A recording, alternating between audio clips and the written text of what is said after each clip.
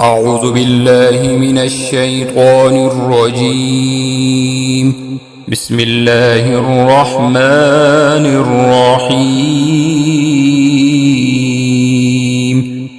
الحمد لله الذي أنزل على عبده الكتاب ولم يجعل له عوجا قيما لينذر بأسا شديدا من لدنه ويبشر المؤمنين الذين يعملون الصالحات أن لهم أجرا حسنا ماكثين فيه أبدا وينذر الذين قالوا اتخذ الله ولدا ما لهم به من علم ولا لآبائهم كبرت كلمة تخرج من أفواههم إن يقولون إلا كذبا فلعلك باخع نفسك على آثارهم إن لم يؤمنوا بهذا الحديث أسفا إنا جعلنا ما على الأرض زينة لها لنبلوهم أيهم أحسن عملا وإنا لجاعلون ما عليها صعيدا جرزا أم حسبت أن أصحاب الكهف والرقيم كانوا من آياتنا عجبا إذ أوى الفتية إلى الكهف فقالوا ربنا آتنا من لدنك رحمة وهيئ لنا من أمرنا رشدا فضربنا على آذانهم في الكهف سنين عددا ثم بعثناهم لنعلم أي الحزبين أحصى لما لبثوا أمدا نحن نقص عليك نبأهم بالحق إنهم فتية آمنوا بربهم وزدناهم هدى وربطنا على قلوبهم إذ قاموا فقالوا ربنا رب السماوات والأرض لن ندعو من دونه إلها لقد قلنا إذا شططا هؤلاء قومنا اتخذوا من دونه آلهة لولا يأتون عليهم بسلطان بين فمن أظلم ممن افترى على الله كذبا وإذ اعتزلتموهم وما يعبدون إلا الله فأووا إلى الكهف ينشر لكم ربكم من رحمته ويهيئ لكم من أمركم مرفقا وترى الشمس إذا طلعت تزاور عن كهفهم ذات اليمين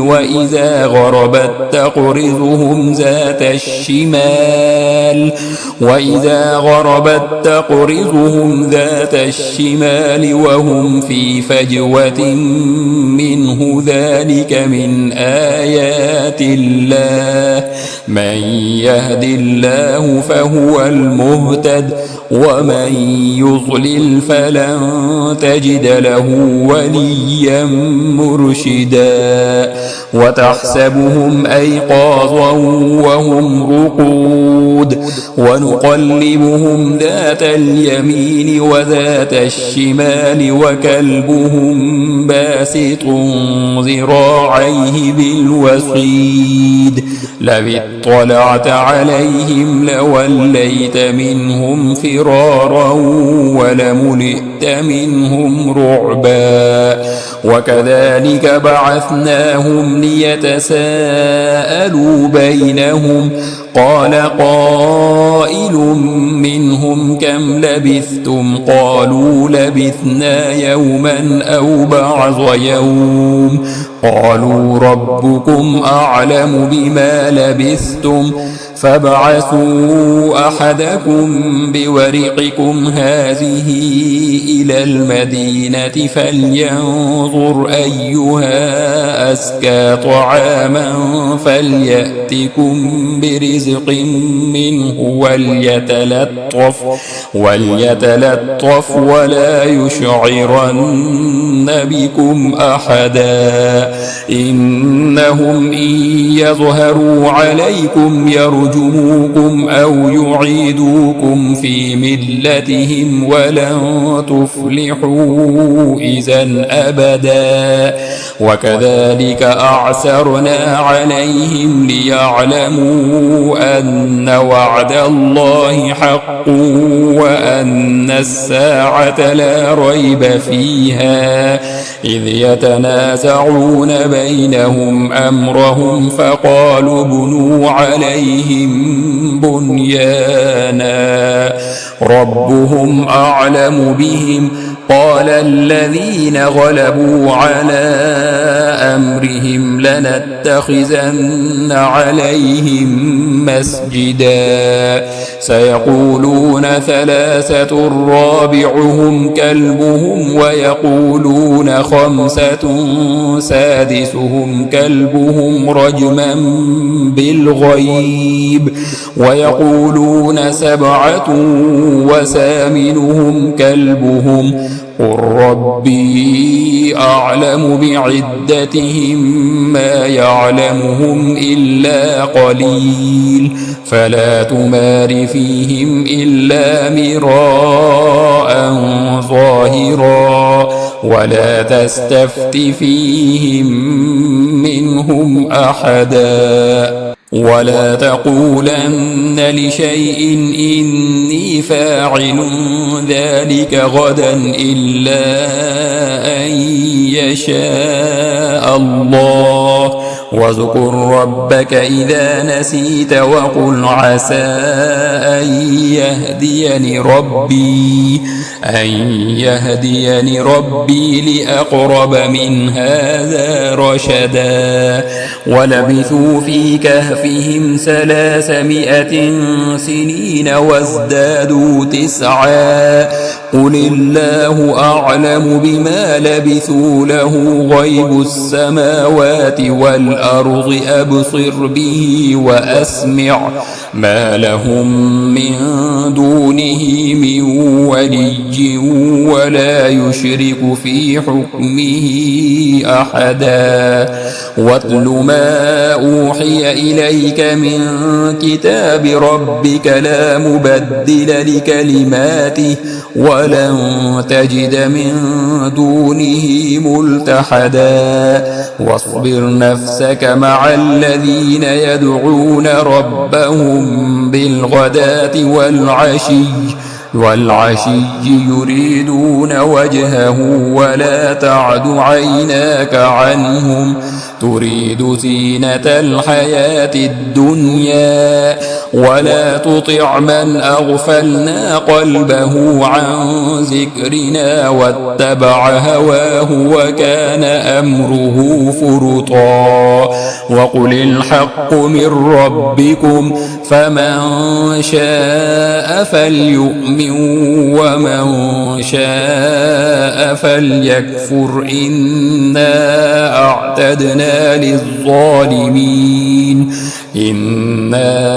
أعتدنا للظالمين نارا أحاط بهم سرادقها وإن يستغيثوا يغاثوا بماء كالمهل يشوي الوجوه بئس الشراب وساءت مرتفقا إن الذين آمنوا وعملوا الصالحات إن إنا لا نضيع أجر من أحسن عملا أولئك لهم جنات عدن تجري من تحتهم الأنهار يحلون فيها من أساور من ذهب ويلبسون ثيابا خضرا من سندس واستبرق متكئين فيها على الأرائك نعم الثواب وحسنت مرتفقا واضرب لهم مثل الرجلين جعلنا لأحدهما جنتين من أعناب وحففناهما بنخل وجعلنا بينهما زرعا كلتا الجنتين آتت أكلها ولم تظلم منه شيئا وفجرنا خلالهما نهرا وكان له ثمر فقال لصاحبه وهو يحاوره أنا أكثر منك مالا وأعز نفرا ودخل جنته وهو ظالم لنفسه قال ما أظن أن تبيد هذه أبدا وما أظن الساعة قائمة ولئن رددت إلى ربي لأجدن خيرا منها منقلبا قال له صاحبه وهو يحاوره أكفرت بالذي خلقك من تراب ثم من نطفة ثم سواك رجلا لكن هو الله ربي ولا أشرك بربي أحدا ولولا إذ دخلت جنتك قلت ما شاء الله لا قوة إلا بالله إن ترني أنا أقل منك مالا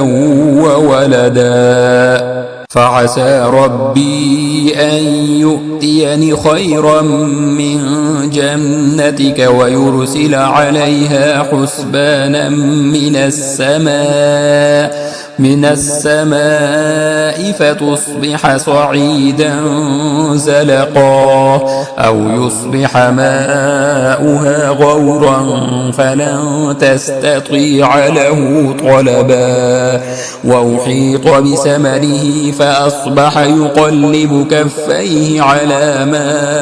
أنفق فيها وهي خاوية على عروشها ويقول يا ليتني لم أشرك بربي أحدا ولم تكن له فئة ينصرونه من دون الله وما كان منتصرا هنالك الولاية لله الحق هو خير ثوابا وخير عقبا واضرب لهم مثل الحياة الدنيا كماء أنزلناه من السماء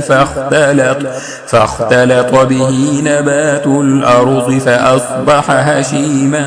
تذروه الرياح وكان الله على كل شيء مقتدرا المال والبنون زينة الحياة الدنيا والباقيات الصالحات خير عند ربك ثوابا وخير أملا ويوم نسير الجبال وترى الأرض بارزة وحشرناهم فلم نغادر منهم أحدا وعرضوا على ربك صفا لقد جئتمونا كما خلقناكم أول أول مرة بل زعمتم أن لن نجعل لكم موعدا ووضع الكتاب فترى المجرمين مشفقين مما فيه ويقولون يا ويلتنا ما لهذا الكتاب لا يغادر صغيرة ولا كبيرة إلا أحصاها ووجدوا ما عملوا حاضرا ولا يظلم ربك أحدا وإذ قلنا للملائكة اسجدوا لآدم فسجدوا إلا إبليس كان من الجن ففسق عن أمر ربه أفتتخذونه وذريته أولياء من دوني وهم لكم عدو بئس للظالمين بدلا ما أشهدتهم خلق السماوات والأرض ولا خلق أنفسهم وما كنت متخذ المضلين عضدا ويوم يقول نادوا شركائي الذين زعمتم فدعوهم فلم يستجيبوا لهم وجعلنا بينهم موبقا ورأى المجرمون النار فظنوا أنهم مواقعوها ولم يجدوا عنها مصرفا ولقد صرفنا في هذا القرآن للناس من كل مثل وكان الإنسان أكثر شيء جدلا وما منع الناس أن يؤمنوا إذ جاءهم الهدى ويستغفروا ربهم إلا أن تأتيهم سنة الأولين أو يأتيهم العذاب قبلا وما نرسل المرسلين إلا مبشرين ومنذرين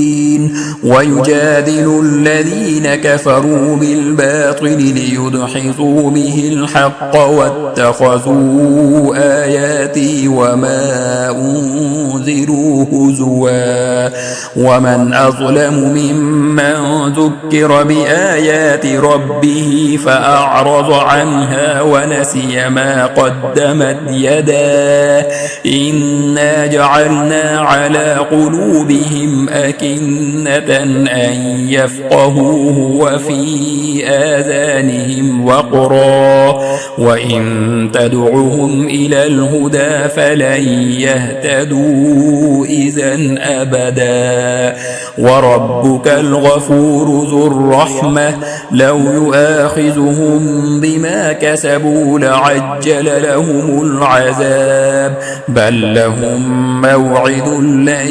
يجدوا من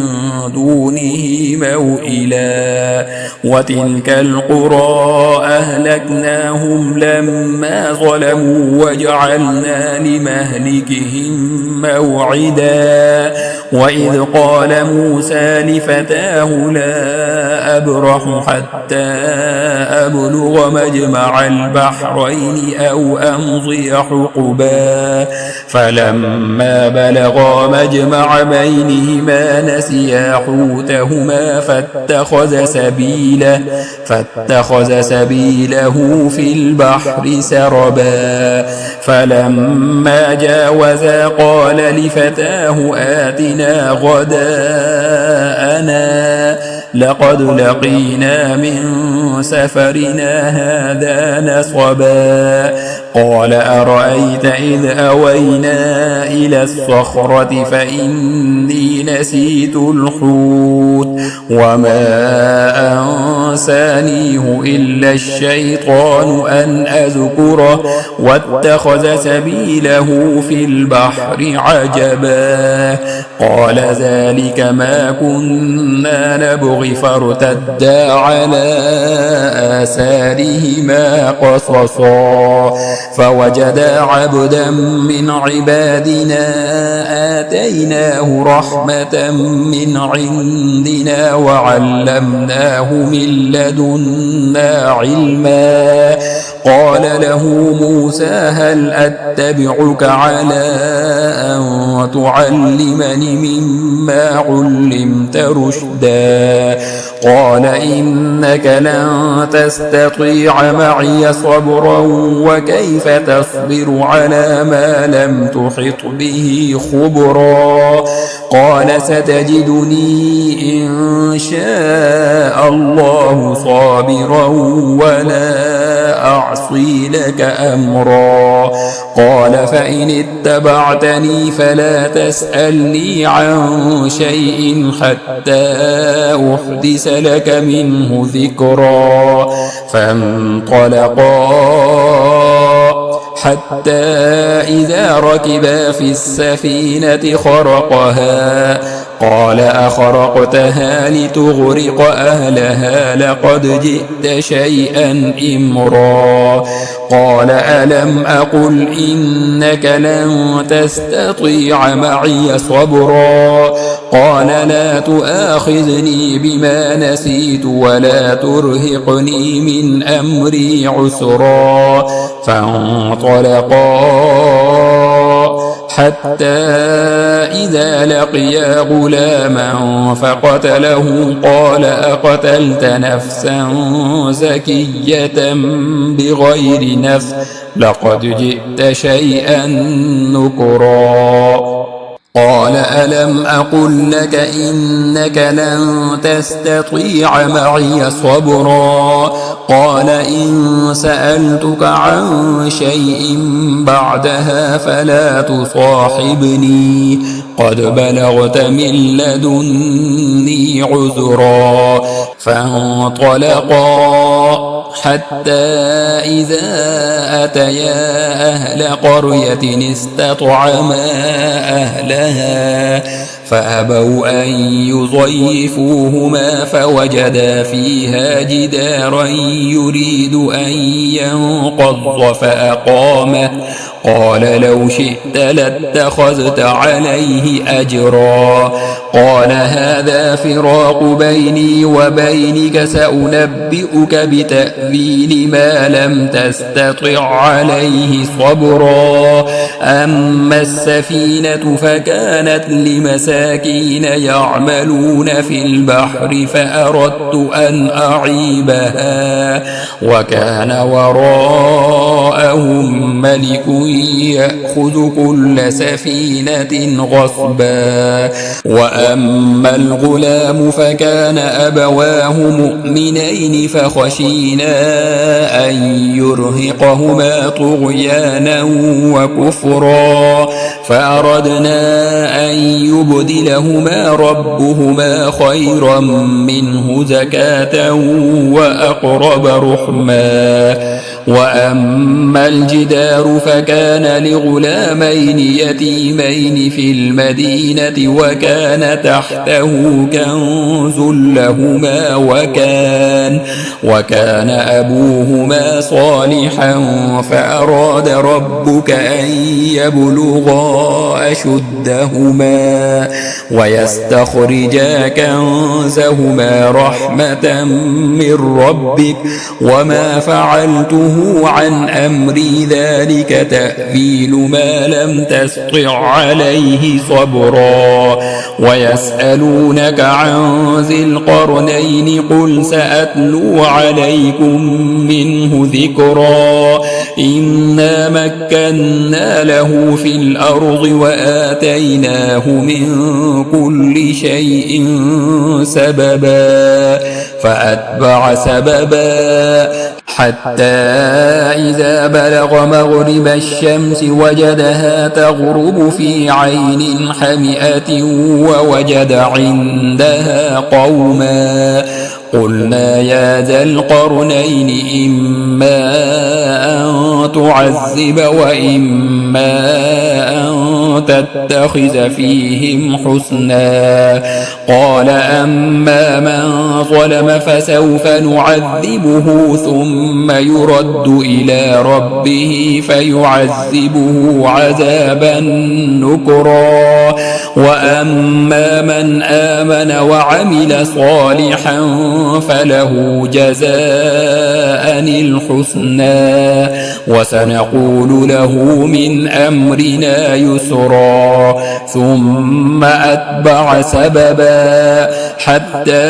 إذا بلغ مطلع الشمس وجدها تطلع على قوم لم نجعل لهم من دونها سترا كذلك وقد أحطنا بما لديه خبرا ثم أتبع سببا حتى إذا بلغ بين السدين وجد من دونهما قوما لا يكادون يفقهون قولا قالوا يا ذا القرنين إن يأجوج ومأجوج مفسدون في الأرض فهل نجعل لك خرجا على أن تجعل بيننا وبينهم سدا قال ما مكني فيه ربي خير فأعينوني بقوة أجعل بينكم وبينهم ردما آتوني زبر الحديد حتى إذا ساوى بين الصدفين قال انفخوا حتى إذا جعله نارا قال آتوني أفرغ عليه قطرا فما استطاعوا أن يظهروه وما استطاعوا له نقبا قال هذا رحمة من ربي فإذا جاء وعد ربي جعله دكاء وكان وعد ربي حقا وتركنا بعضهم يومئذ يموج في بعض ونفخ في الصور فجمعناهم جمعا وعرضنا جهنم يومئذ للكافرين عرضا الذين كانت أعينهم في غطاء عن ذكري وكانوا لا يستطيعون سمعا أفحسب الذين كفروا أن يتخذوا عبادي من دوني أولياء إنا أعتدنا جهنم للكافرين نزلا قل هل ننبئكم بالأخسرين أعمالا الذين ضل سعيهم في الحياة الدنيا وهم يحسبون أنهم يحسنون صنعا أولئك الذين كفروا بآيات ربهم ولقائه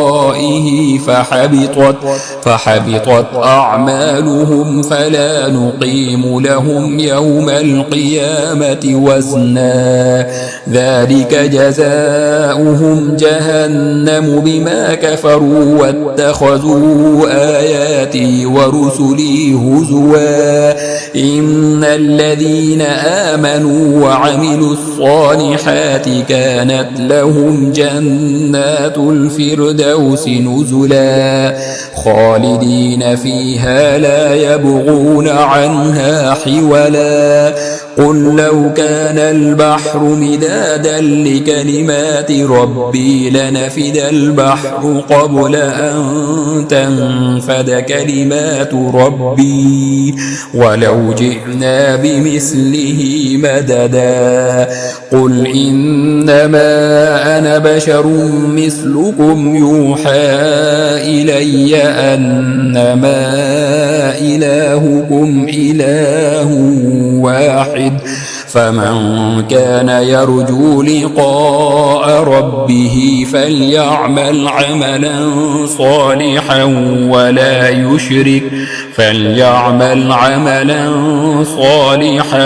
ولا يشرك بعبادة ربه أحدا.